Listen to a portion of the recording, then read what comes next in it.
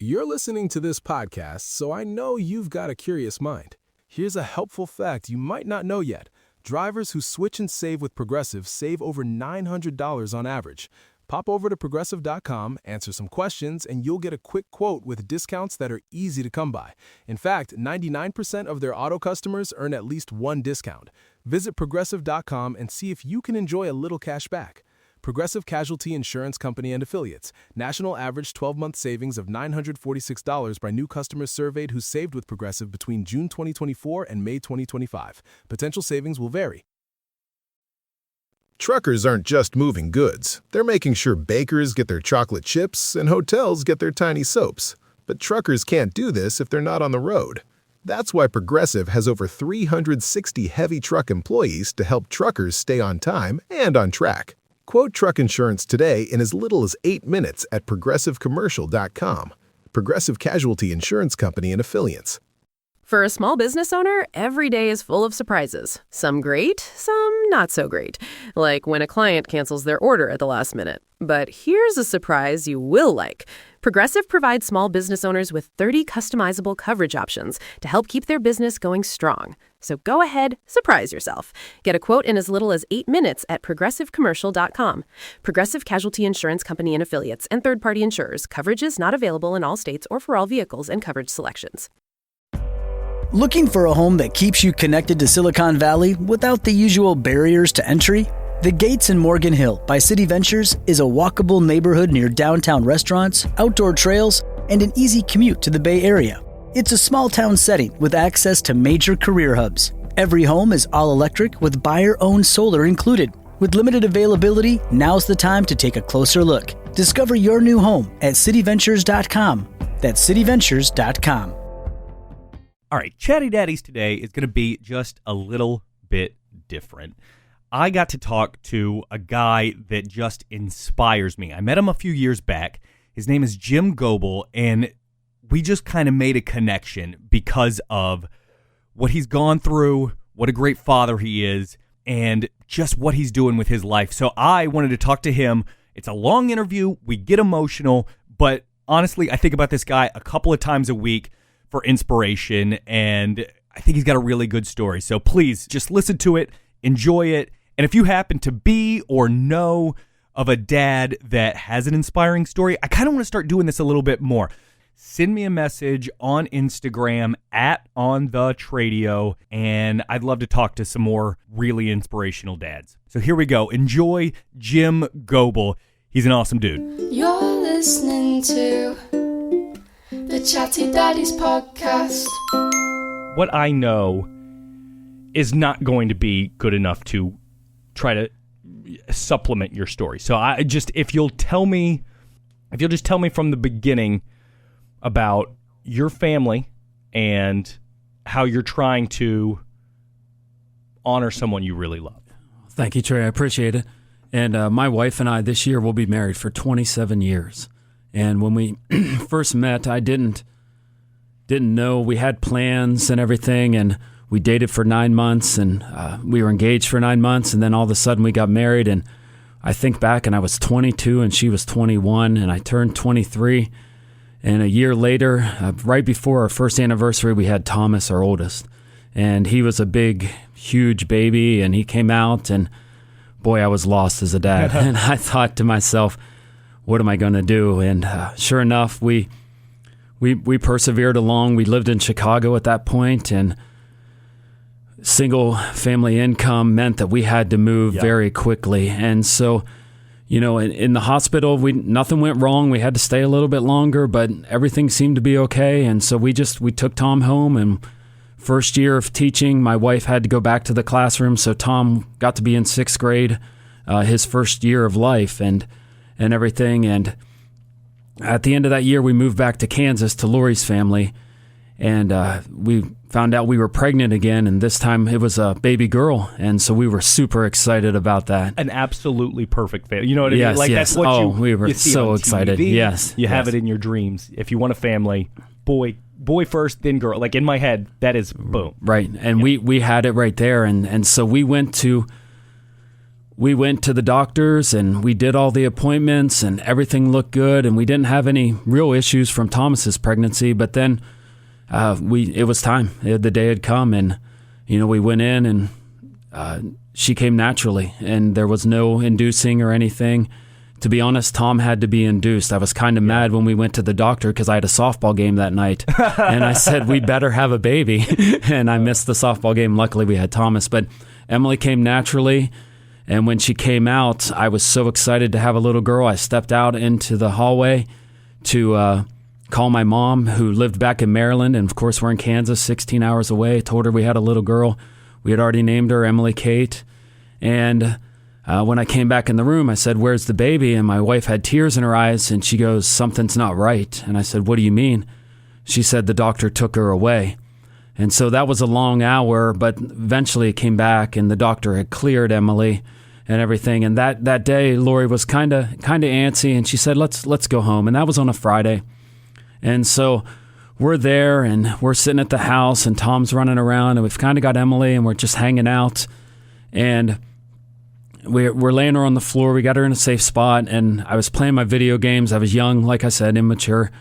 And all of a sudden, the screen kind of flipped from one screen to the other, and I saw her move or jump and everything. And I thought, wow, at 1 day old or 2 days old, she's already got those kind of things. And I didn't realize what was going on. Well, Saturday came, and Emily stopped eating, and she wouldn't nurse or anything like that. So we called the doctor. And they said, it's probably just a lack, just an issue, just getting her to latch on and everything. And they said, let's make an appointment for Monday. Well, we kept trying.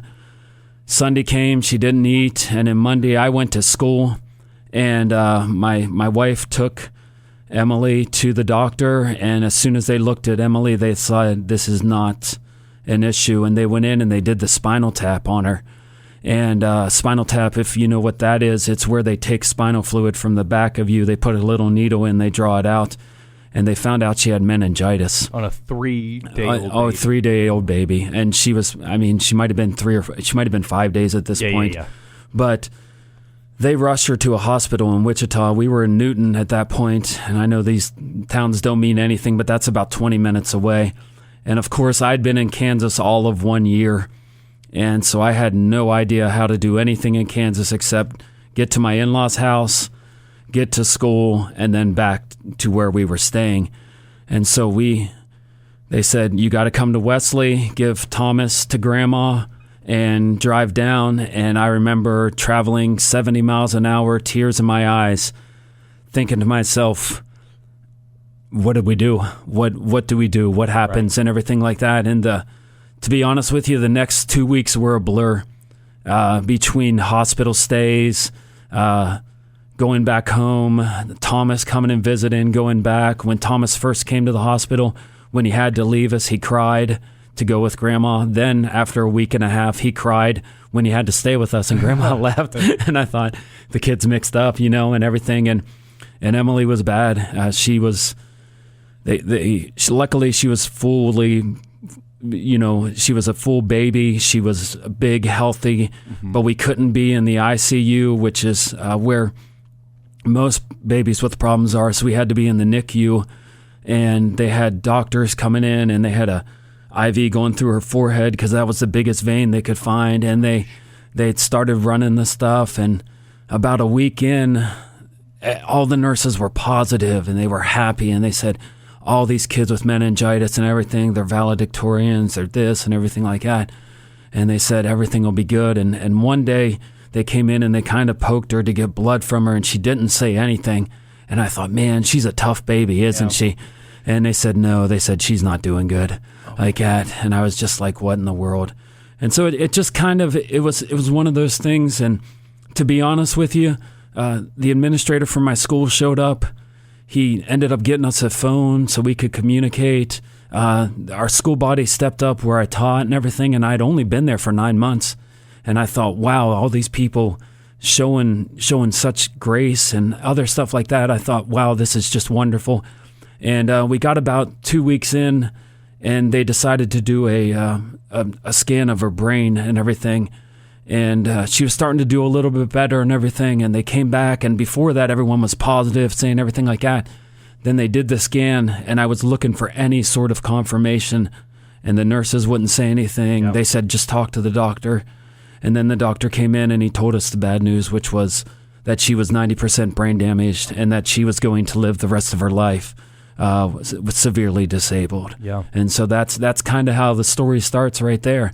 And Lori spent another week in the hospital, and I went back to school, and I honestly couldn't make it through a day without crying and just being down on myself and, thinking, what had we done wrong and everything like that. And it was a tough situation, but I needed to be there.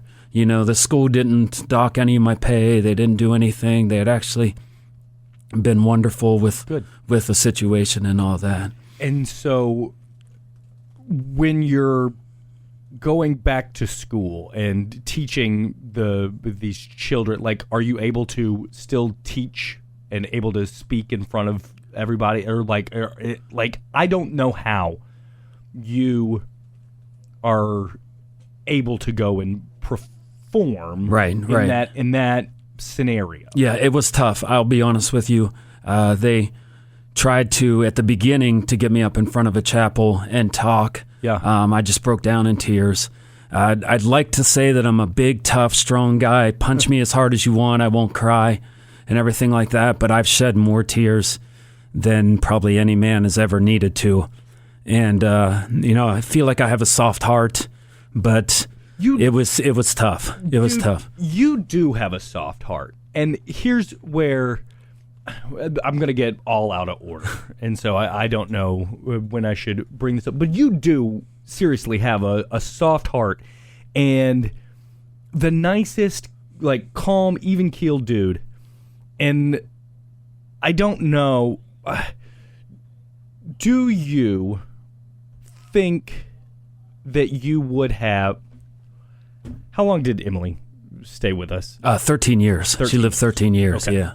And so there is a training in that 13 years of being patient and kind and calm with somebody you absolutely love and it is your duty to take care of. Without a doubt, yes. And that has translated to you talking to me, talking to them in there, being a kind person. You and your wife made me superhero costumes for my children. Like, y'all are doing things for the world. So I just want you to know that I do see that you have a soft heart, but also you are an absolute maniac beast of a man, of an athlete.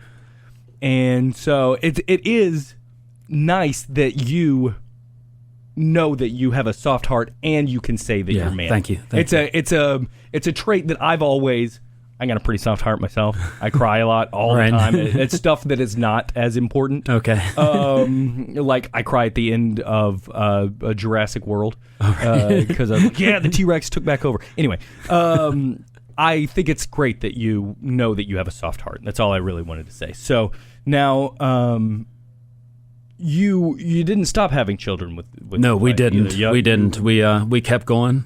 And was there any kind of fear, any kind of question, like, hey, should we not have any more children? We did worry, and the doctor assured us that there was not anything to be worried about. Now, Jeremiah was perfectly healthy when he came out, and every time he coughed, we were on the phone with the doctor. Yeah. And so he did well. The hardest part about it wasn't so much Jeremiah, he was a blessing, but it was watching Jeremiah pass Emily physically and mentally. Yeah. That was a hard part for me. I struggled with that. Lucy and Paige actually had to spend more time in the hospital because they had there's that little hole in your heart that you have when you're born. Okay. If it doesn't close up right away, we had to make sure that got closed up and everything. And so, but once again, you watch them progressively pass up Emily mentally and physically. And Emily was about mentally, she was probably about 3 months old. Physically, her body was 13, but it was worn and tattered. It was tough from being in a wheelchair. Right. She really struggled. And so then you have Maggie as well. Yes, and lastly we had total. Maggie, yes. And unfortunately the story goes south once we have Maggie. And that's... So in these 13 years, she's 3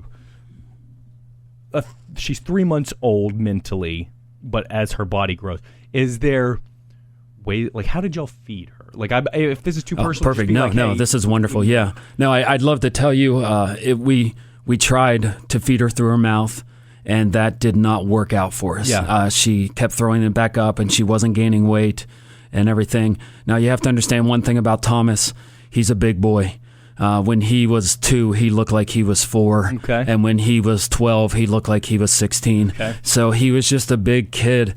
And here's Emily, this dainty little girl, and we tried. We stuck a tube in through her nose that went all the way down to her stomach, and we'd push in formula that way. every day. Every day we'd have to do that. Not even every day, every 3 hours? Every 4 hours, Or it had to be. Now, eventually, she had to have a fundoplication, and that is where they cut open your stomach, and they take it and they wrap it around, and they tie it in a knot because she was spitting back up her food. Yeah. We eventually got a G tube that went into her stomach, and we were able to feed her through the G tube, and that was a lot easier. And we had a machine on the side that allowed us to put formula in a bag and then run it into her stomach, so she always ate all her food.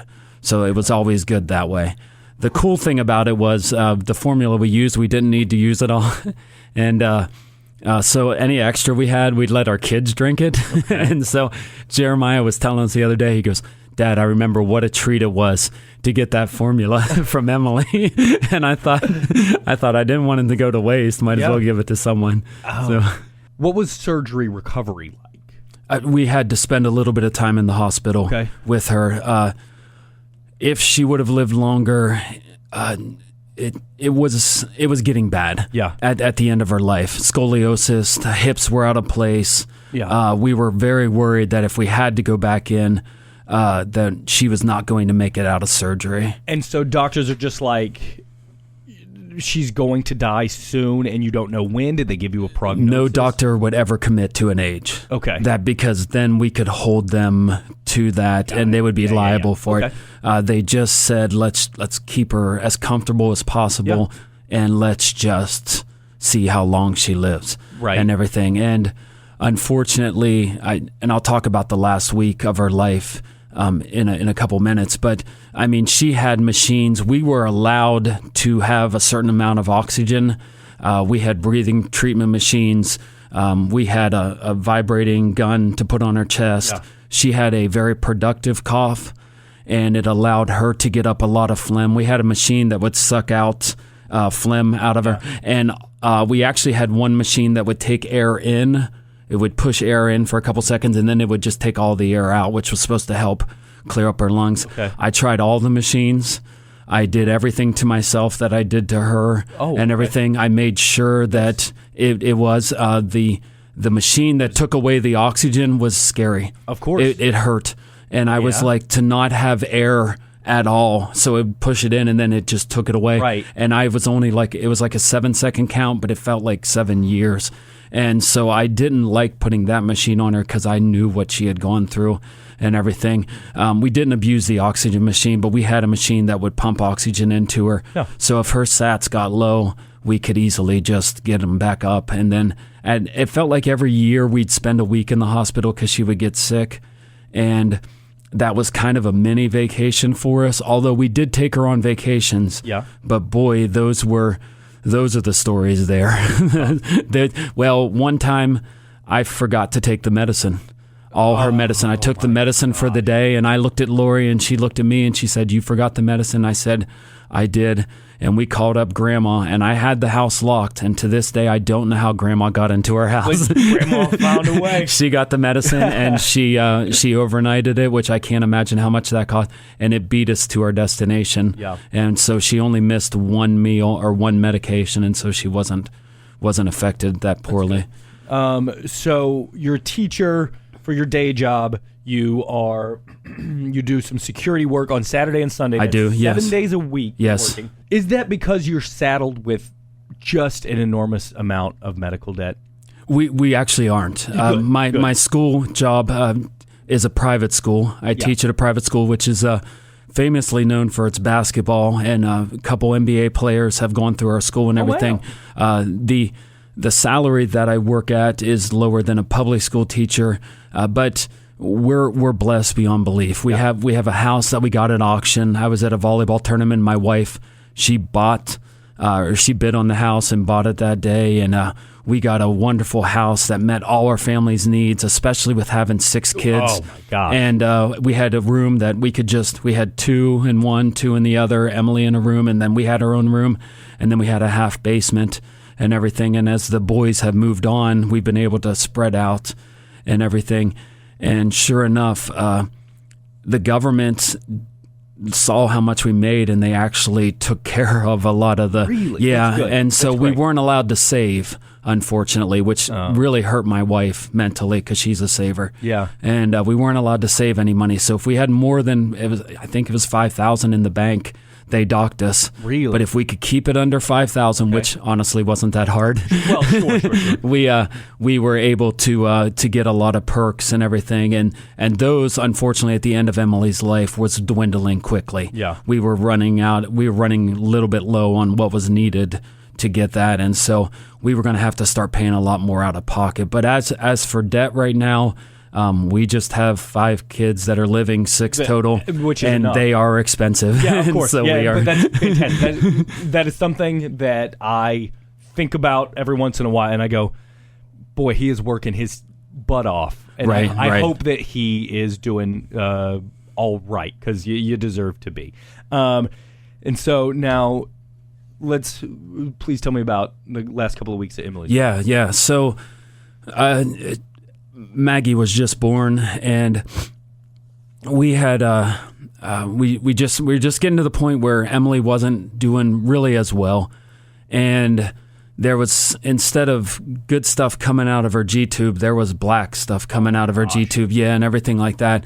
Her SATs were running low, and she just it just wasn't looking good. So we went to the hospital, and it was another one of those week stays. And I'll be honest with you, I was kind of getting worn down with the hospital stays and everything, and I was doing everything possible to go in there, but I saw the black stuff coming out, and I thought to myself, I said, it's not right. I said, but man, and they said, well, we'll let her go if her SATs get high enough, and if her blood pressure can get up. And they had the blood pressure cuff on her leg, and I thought, no one ever puts a blood pressure cuff on the leg. I said, what are they doing to me?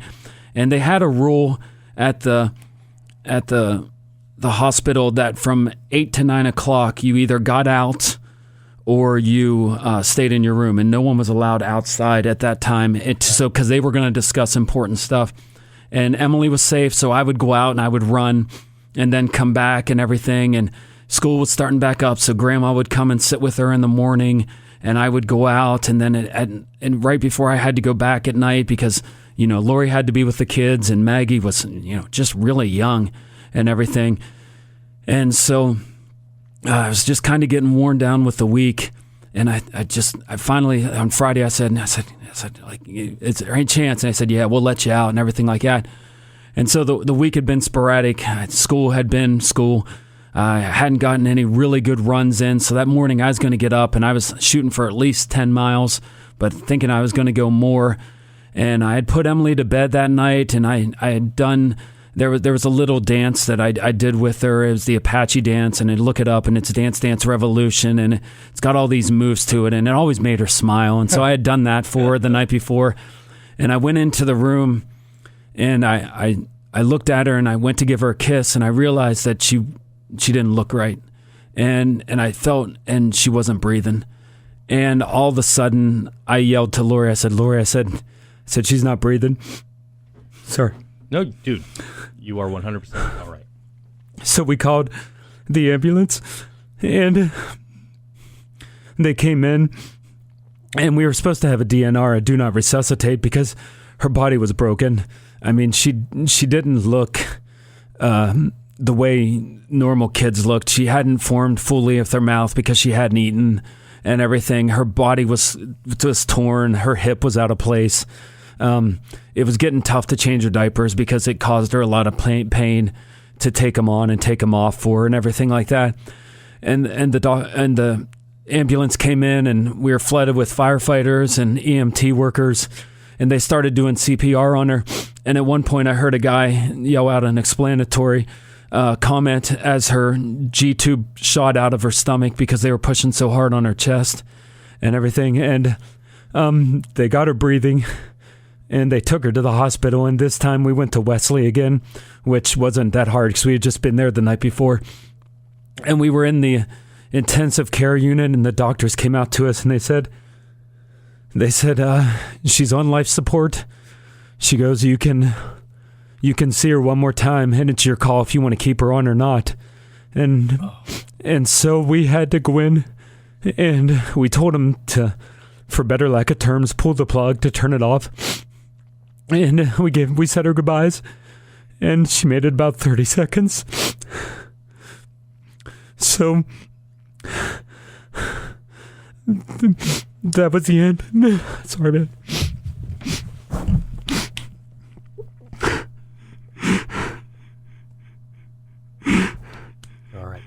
You're all right.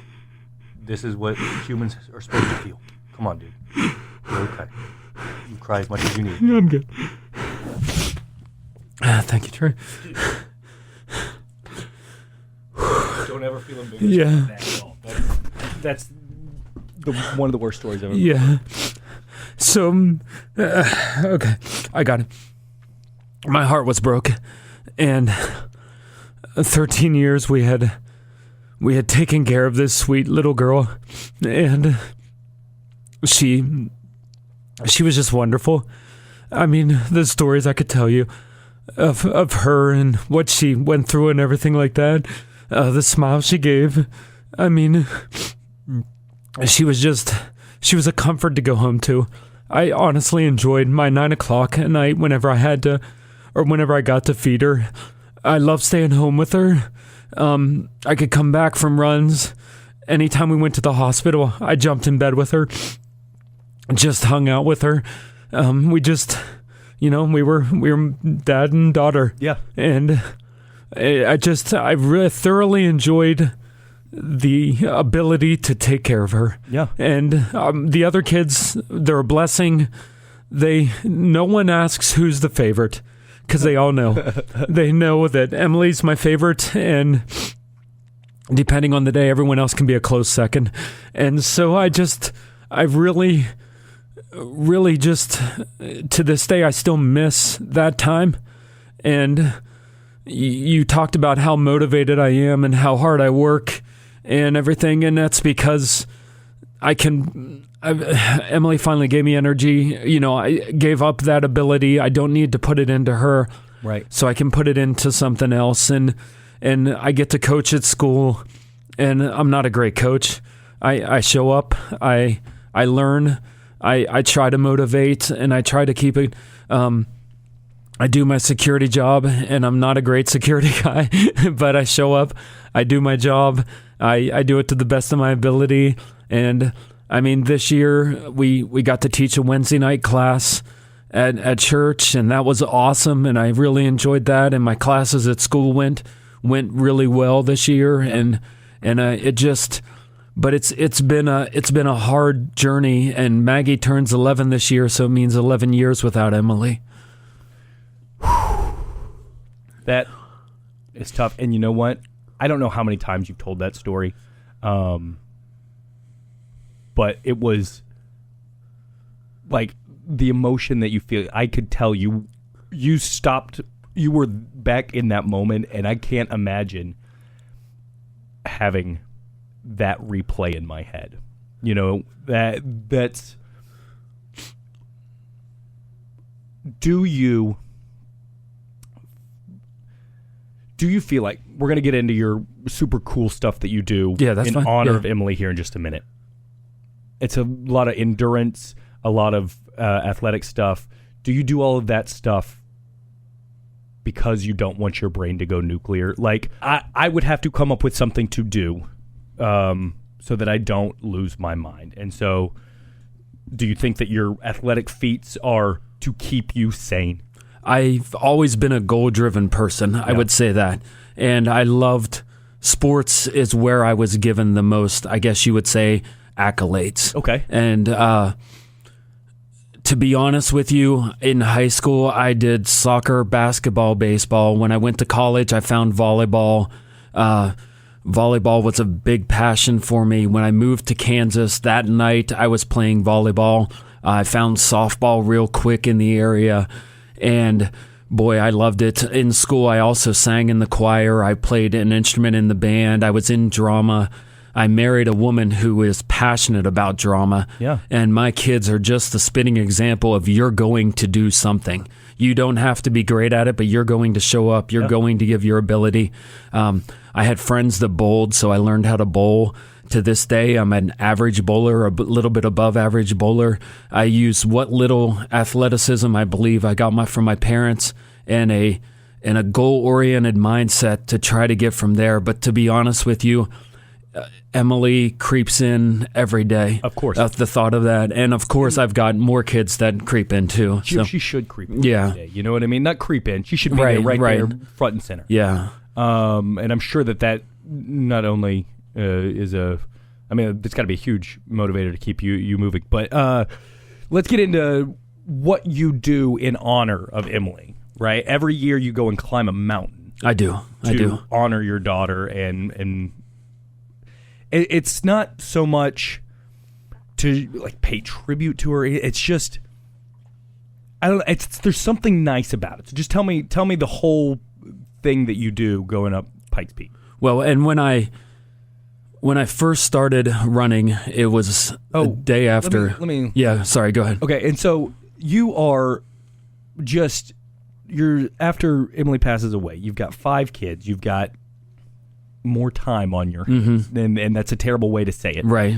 I think there's a void that has to be filled because you have helped out Emily so much. Right. And so now, what did you do to fill that time, to keep you occupied? Well, Emily and I started running a couple years after she was born, and it really became a passion for me. I was just one of those people that it's better for me to be engaged in something, to have a goal and to stay focused. And Emily helped out with that because I had it. But man, I can tell you there were times Emily's nurse would show up at 8. And I remember Lori went on vacation. She took the kids one time, and not everyone could go because Emily had to stay at home, and the nurse would be there from 8 to 4. And so at 8 o'clock, I could get out the door and I could go running, and I just had to be back home at 4. And so those time constraints about Emily were gone. And so my morning of getting up at 5 a.m., but the way Lori and I did it, I could get out the door at 5:30, I could go run, and I could really engage in activities that would just keep me mentally focused, and then when I got back, I could do what was necessary for Emily there. One day I was out running and I was doing 9 miles, and a gentleman went the opposite direction of me and all of a sudden turned around and started running back with me. And he said, "How far you run?" I said, "I can run 9 or 11. He goes, "Can I run with you?" I said, "Sure." I said, "Do you want me to pick one?" He goes, "I don't care." And so we started running together, and it turned out that Lee became one of my best running friends. Oh, that's great. And he started bringing people in to our group, and every Tuesday we would meet up and we would run together, and it gave me an outlet after Emily died to talk about the things that were going on in my life. Yeah. And, I'd love to say that everything is sunshine and lollipops, but no, not even close. There's a lot of days where I feel discouraged and depressed. Really? And I just get down on myself. No, really. Because this is one of the things that I admire about you is I telling the story about Emily. Yeah, obvious, said. But the rest of this time, you have every right in the world to just be like, screw this planet. I don't feel like. I just look down at the ground. Fine. I guess I got to keep going. Yeah. Which is how my brain every single second of the day does it. How? I was going to ask, how do you have such a chipper, a smile? Hey, good to see you. Yeah. Came to stop by. Got my exercise in. I was like, how do you do it and still be a chipper, happy guy. But you say it's not always that? Well, it's not. But I will be honest. I grew up in the church. I'm a religious person. Yep. My wife and I attended a Christian college, and to be honest, my faith was mine, but I would say that I wasn't totally focused on giving God the glory that needed to be. Okay. And so I've decided that whatever comes my way, no matter how much it drags me down, that I'm going to try to see what spiritually I can gain from this. And I want to give God the glory and everything. When it comes down to it, I just want to be a person that when people look at me, they say, oh, well, he deals with that, but he's moving on. He's persevering. And the ability to say a prayer, or the ability to just be able to know that it's a bigger plan than myself, that I'm just a small part of what's going through. And even though I work these crazy hours and I put in a lot of miles, and I know there's a couple things. Number one, I'm dedicated to my wife and my family. I'm so on board with that. After 27 years, I'm excited for the next 27 years. I'm excited to see what my kids do. They're getting to the age where they're going to start raising families of their own, and I'm really excited about being a part of that and helping out in any way I can. And to be honest, life happens and bad things happen sometimes, and there's been times where I've been frustrated, and I just have to take a moment and just calm down and say a little prayer and just go. Are there any? I always like a good quote. Mm-hmm. Are there any quotes that you use to, or maybe Bible verses? I do. I have a Bible verse. I have a Bible verse. I'd love to share that. Please. Proverbs 3, 5, and 6 says, "Trust in the Lord with all your heart, and lean not into your own understandings. In all thy ways acknowledge him, and he shall direct thy paths." And I shared this story, and I remember where God gave me the answer. I did a chapel this past year, and there was a guy when we first had Emily, and Tom was playing just t-ball, or it was coach pitch or something like that. And the guy was a youth pastor, and so fellow Christian, and he came up to me and he said, "Did you ever wonder what you deserve to have a daughter like Emily?" And the pastor said that to you? The youth pastor did. And as I unrolled my fist, because I was so taken back by it that I did something to deserve Emily. And to be honest with you, I thought to myself, I said, all I did was Proverbs 3, 5, and 6. I trusted in the Lord. And he gave me, and it was just, it's just one of those things where it wasn't me. Right. Was I qualified to do that? Probably not. But God gave her to me. The word you use, gave. Uh-huh. That's the word deserved needs to, that guy right. Get that out of his vocabulary for sure. But you, sir, were the person that was given that task, not because you deserve anything. Mm-hmm. You were given that task because you could. Mm-hmm. And you did do it. I'm mad at that pastor. and sometimes and I'm sure I've said something to someone that was probably not what I meant to say, and I hope he meant it as an encouragement, but maybe he didn't. Maybe he really meant that, it kind of went from there. And that's a very good way to look at it. That's a much better way to look at it. But it's driven me to this point where I really want to challenge myself with hard stuff. I really want to be a person who takes on really difficult things, and I look at people and I want them to see that hard things in life don't have to stop you. And because of what happened with Emily, I've focused myself to really trying to do well in this race and the Pikes Peak Ascent. Okay. And it's been something that my wife and I made a deal that if I work on Saturday and Sunday, that I get to play during the summer on my summer vacation. I get to play on Monday, Tuesday, Wednesday, Thursday. And so I can do anything I want on those days. I need to be home at some point, but it's not like I'm doing anything. I'm actually working out. I do 2 a days. Yeah. And I've got I've got pretty intense activities that I do. And so it's very focused me a lot. To draw back in, the Pikes Peak Ascent is really the thing that you have been training for. You want to make sure that you have your body ready to go at when the race comes around. You've done that for how many years now? This will be my fourth year. Fourth year in a row, and that's coming up when? September 19th or 20th. I think it's the 19th, yeah. And tell me a little bit about the race of it all. The race starts in Manitou Springs. And it starts at the base, and you take the bar trail 13 miles up to the top of Pikes Peak, and you get up to their conference center at the top. You have any idea what kind of elevation that is? It's 7,000 feet in elevation. So we start at 7,000 feet, and we do another 7,000 feet of elevation, and then we finally make it to the top. I'm telling you, it is intense. Yeah. It is very intense. It sounds horrible. You know what? I say it sounds horrible. It sounds exactly like the things that I want to do as well. That's the reason I think that we have a connection, is because I do think about things like I have to run a marathon or I'm going to be upset on my death. Right. You know what I mean? And I always pay attention to the people, the endurance athletes, that I'm just like, how do you get your mind to keep going? And so, how did you find out? How did you get drawn into the Pikes Peak Ascent? Well, it turns out that Lee, my running friend, had ran Pikes Peak. Okay. And he had actually done more than just the ascent. He had done the ascent one day and then the marathon on the next.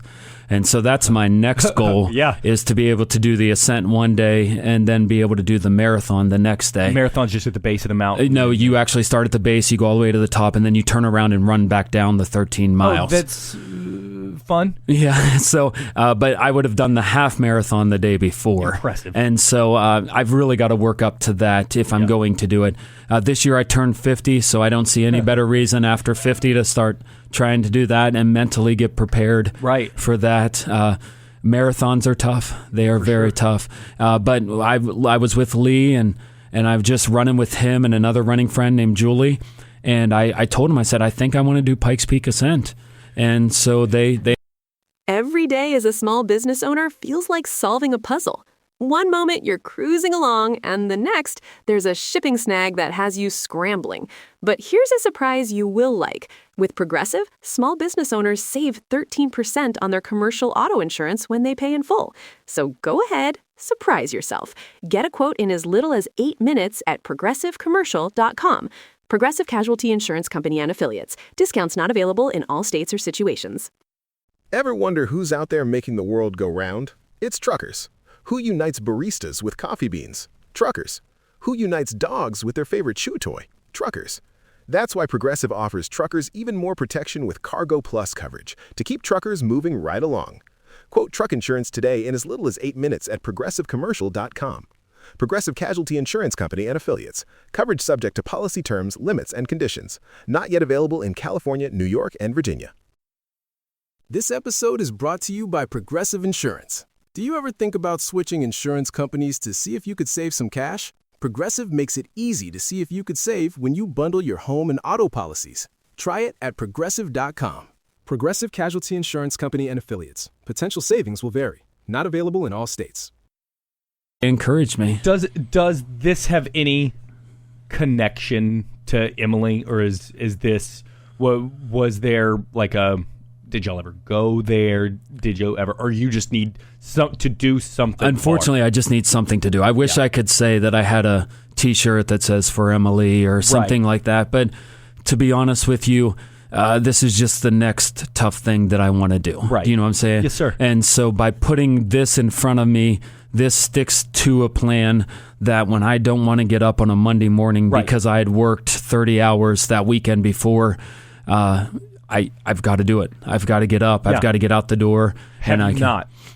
Oh, there's days I've taken off. Yes, there's days that give up, but so that I've gone to then just laid back down. There's some days where I get up and my legs.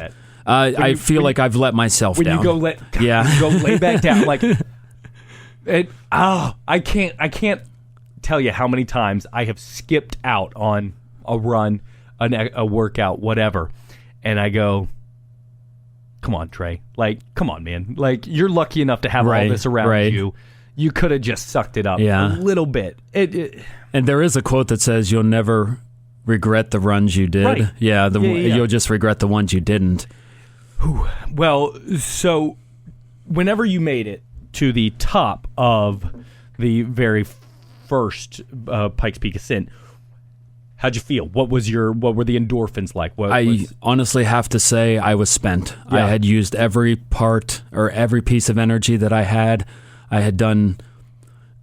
Everything was gone, and so when I got up there, I tried to sit down, but they kept moving me along, and so I went along.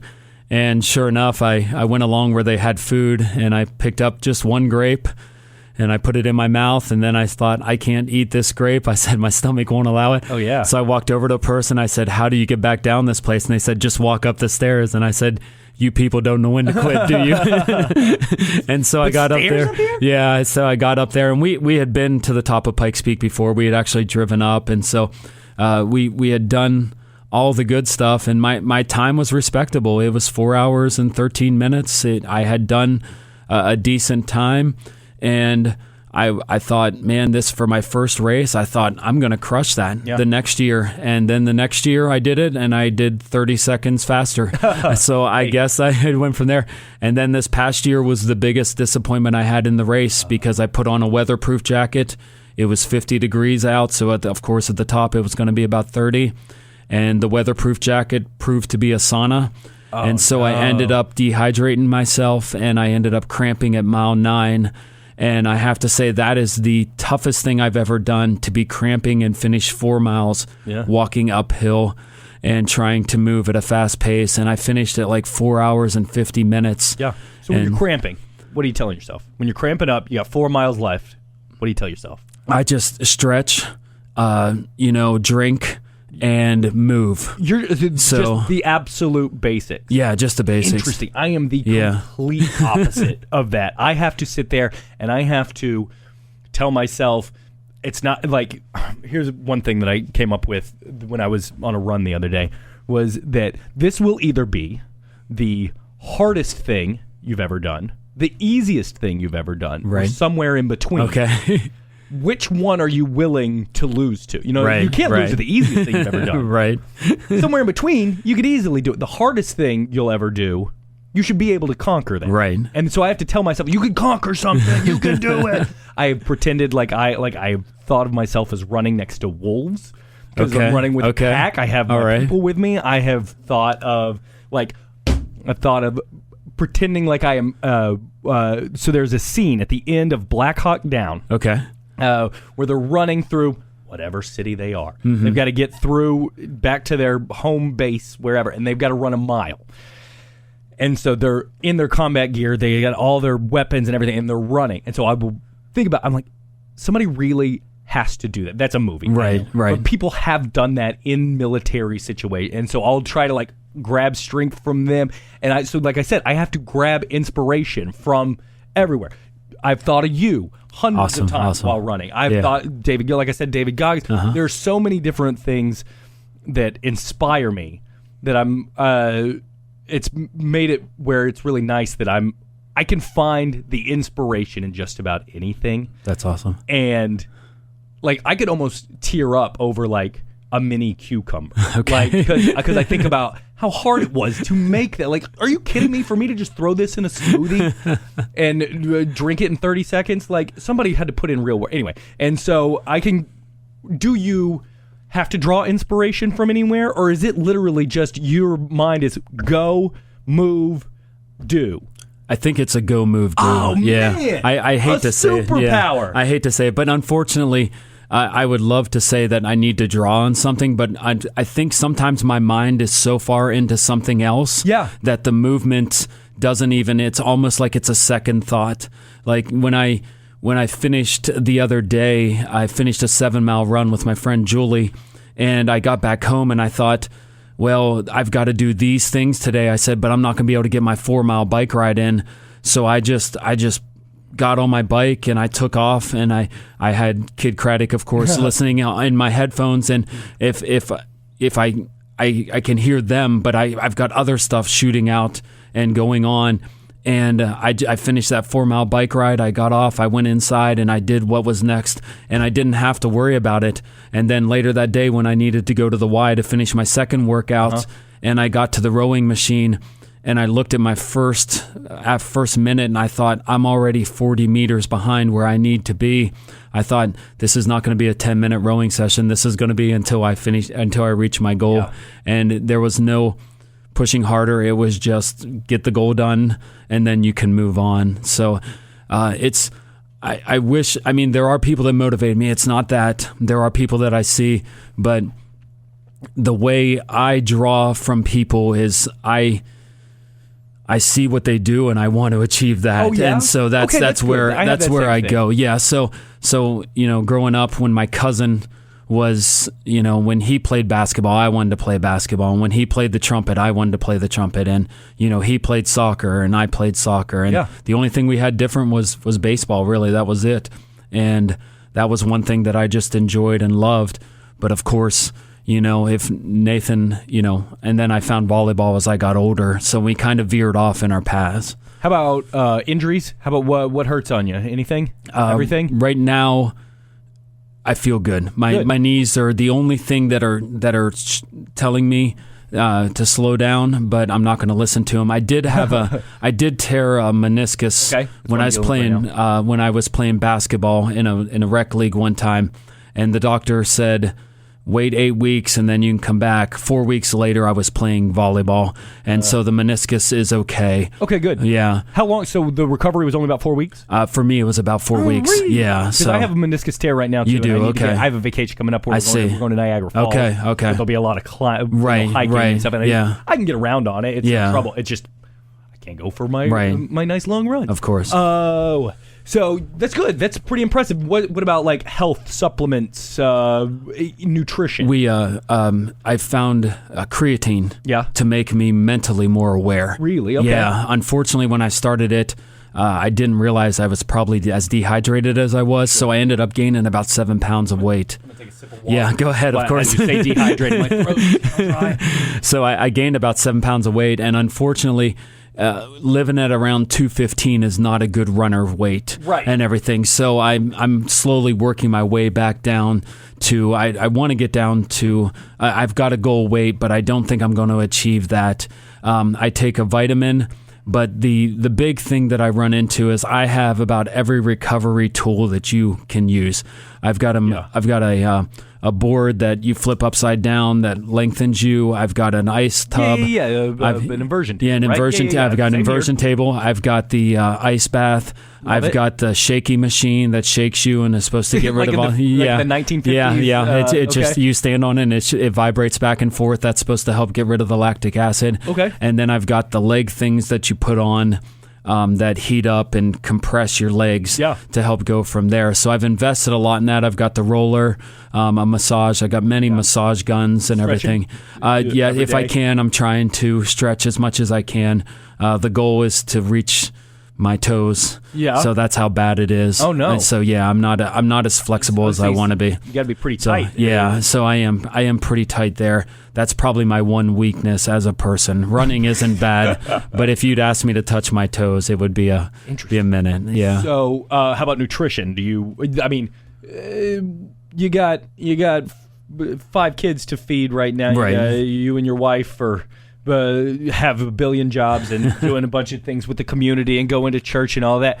What is who cares about nutrition? What does dinner time look like for you and the 5 kids? We're actually at the point where we're only going to have 2 in the house here in a couple months. Yeah. So our oldest has moved out.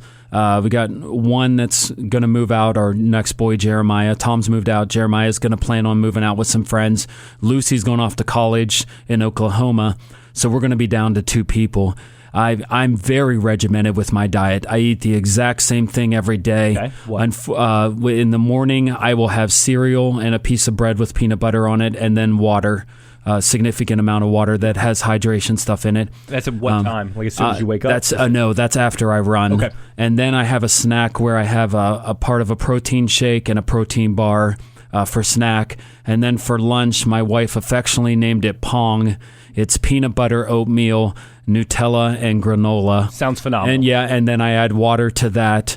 I've been getting to my stash down here. I've been getting to an afternoon snack. I tried to get cuties and have them for an afternoon snack. And then at night I make now I have a hamburger with eggs, cottage cheese, pepperoni on a tortilla, and we just got ourselves a nice little puppy, so the puppy gets eggs and cottage cheese. Oh, you added a puppy in. We added a puppy into the mix. I don't have 7 people living in the house at this point. So when a couple moved out, we moved the puppy in. Yeah. Oh, so you eat the same thing every day. What about like at the table as a family unit when everybody was in the house? Did y'all all sit together? We actually unfortunately didn't. Yeah. I hate to say it, we were just so busy. When I say we were busy, Thomas did everything in school. Right. Jeremiah did everything in school. Yeah. Lucy did everything in You school. want to know why they do that? Take a guess. Take a guess on because why. of me. Yeah, exactly. So yeah, but no, and don't get me wrong, my wife works just as hard as I do. I have not she works met just her, as right? right. So she, her drama days and other stuff like that. I said when we got married and had kids, I wanted them to play sports.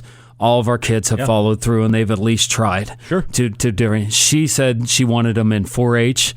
And she wanted them in drama, and all of them have been in 4-H and drama, and our kids have been so driven and pushed and everything. Now, well-rounded. Yeah, and that's it. And grades come and go and everything, and you've got to figure out what you want to be in life. And my oldest son, he went to college for one thing, and now he's working on a different thing, and he's just kind of. But he's a hard worker. He puts his nose to the grindstone, and he's always been a joy to watch. And my younger son got a CNA license, and so he's doing that. And he was my athlete. Certified nursing assistant. Okay, cool. Yeah. So and he's talking about becoming a nurse, and I thought that would be great. And my daughter Lucy wants to be a teacher. Yeah. And she is like so Dad. well suited to be a teacher. She's going to be a 10 times better teacher than me. Well, so no doubt. So I've got 2 young boys, and I know I'll look back with whatever regrets or like, oh, I wish I would have, or I wish I would have been harder on them, softer on them, whatever it ends up being. It'll be something. What is something that I have a 5-year-old and a 3 or 2.5, 5.5. What's something that I was talking about this earlier before we started recording about how if you see a blind man walking towards the edge of a cliff, you got to tell him, hey, there's a cliff over there, which is how I feel with my kids sometimes. Hey, don't do that, but also you got to let them make a mistake. Until they learn. What is the cliff coming for me? Since you've got older boys, what's the cliff coming for me that I got to make sure that I tell them, hey, don't jump off of that? My boys, they just... I do want to say there was, it was good times. I engaged in them, but unfortunately, Emily didn't temper me enough. Yeah. If you know what I'm saying. Yeah. And there were many times, and I wasn't always their coach. Thomas excelled in football. He did a fantastic job. And I remember a game where they went to double overtime and they sat him out at the end of the game. Okay. And they ended up winning the game. And we went to the car, and Tom was all happy and celebrating, and it was a 15-minute ride home. And I lectured him for 15 minutes about how he should have been in that game, that the kid that replaced him was playing harder than him, not better. And the next game, they played the next day, on the first down that the other team had the ball, Thomas had a sack. He had forced an incomplete pass, another sack, and they were 4th and 24 as they were punting it away, and Thomas almost blocked the punt. Whoa. And I thought to myself, that's my Thomas. That's the T-train. Yeah. And everything like that. And Jeremiah didn't excel in football, but he excelled in volleyball. And he was just a joy to watch on the court. And there were moments where we could talk. Jeremiah and I could just talk about volleyball, and we found that one thing that we had in common. And Thomas and I could talk about... we could talk about football, but the boys, they love Star Wars. I love Star Wars. Yeah. We just did things together. They're not big runners, unfortunately. So for them, they never saw that as something they could do with me. But honestly, I try to get my kids together to walk the dog. I force them to come to the Y. I'll do anything I can to get with them for 10 minutes. I just want to be around them. I just want to find something to do that we can bond together, even if it's unfortunately, video games. Jeremiah, when he went to school, became on the esports team, and he's fantastic at them. Yeah. So here's another quote for you, Jerry Seinfeld. You got to have garbage time with your kids. Oh, right. So, that's awesome. Have a bowl of cereal and watch the cartoon that you don't particularly like. Yeah. Show them that sitting on the couch and having that bowl of cereal to watch cartoons is perfectly fine. Yeah. It doesn't always have to be, we're going to learn something, we're going to do something. Right, so right. I feel you on that. And I feel like if you're a part of their life and you're engaged in it, that when that time comes and the cliff where you were like, oh, I wanted to say something, well, when they fall off that cliff, then it's not hard to get them back up. You've got that lifeline and everything like that, because I made mistakes. Right. You probably made mistakes. Everybody's made mistakes, and our kids, yeah, right. No. And our kids are going to make those mistakes, and you just want to be there and support them when they do. Right. And just be there for them and just let them know that you still love them. Okay. Here is one that weighs on me heavily.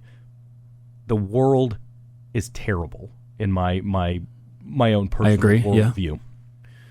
And you've had a much harder struggle with Emily for sure than I have with anything in my life. I sometimes am worried that I have brought them into a terrible, terrible world without my own skills to navigate that terrible world. Because I'm still a little bit lost. I'm still like, I don't know. And you know what? You're going to tell me it's back to religion and God, and that probably is your guiding light. But how are you?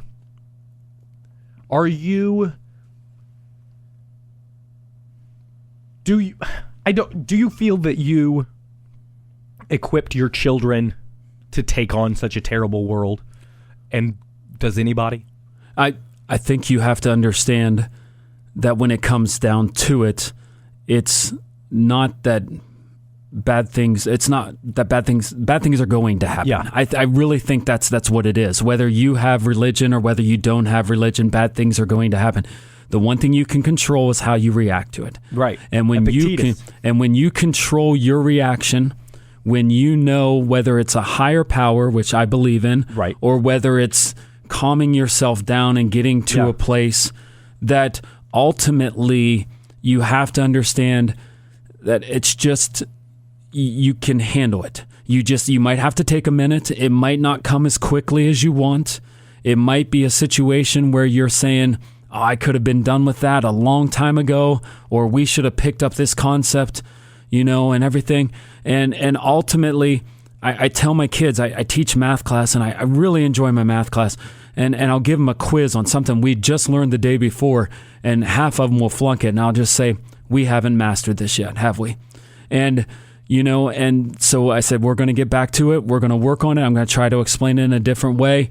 And if we always look at the world as being bad, will we ever see what's good about it? Will we ever see the wonderful things that are actually out there, the things that can make us, just smile and laugh and do all that? And as much as Emily's story is sad, she was a joy. She was just a privilege to have. And I didn't in any way, was I discouraged? Yes, there were times I was discouraged, but I enjoyed those moments. I enjoyed the moments dealing with it with my wife.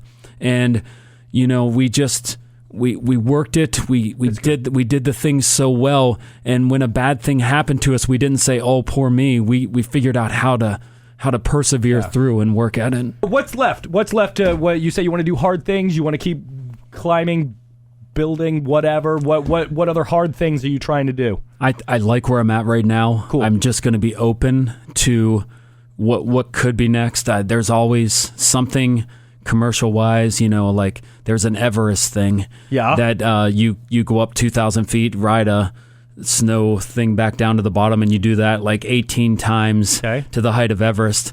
I've got to stay within my financial area. And so this has been something, to be honest with you, I was shocked whenever I said Pikes Peak. And I said, I don't know how we're going to pay for it because we didn't have extra money to just pay for it. And all of a sudden, someone wanted me to mow their grass. And she gave me $40. And I said, well, okay. I said, and then a guy wanted me to officiate a volleyball tournament, and that was $250, and that was the price of the race. And wow. And so I got to ref 2 or 3 volleyball tournaments. I got to mow this lady's grass, and all of a sudden, the money I needed to do Pikes Peak Ascent just was there. It was there, and I thought, what a blessing. I thought, I didn't have to worry about it. I said, this is where I'm at, and to be honest with you, I'll go until it doesn't feel right, and then I'll figure out what's next. And yep. I always wonder what's after running, and I say probably biking. But I said, what's after biking? And I don't know. If I'm in a wheelchair, maybe it's wheelchair racing. I don't know. So we'll see what it is. I don't want to stop. I have a good idea of what level I'm on, athletically. I'm not one of the world's fastest. I think my number was 600 this time in the race. So that meant there were 500 and some odd people in front of me. Yep. And I ended up, because of the cramping, doing worse. But I told my daughter a couple years ago, I said, I'm not going to eat French fries until I break 4 hours at Pikes Peak Ascent. And so far, I haven't had a French fry since. Wow. Commitment. and she told me the other day, she goes, you're the only one holding yourself to that. And I said, yes, I am. And you know what? That is another good quote. My favorite quote, to bring it back around, because I keep just doing quotes, is be tolerant with others and strict with yourself. Right.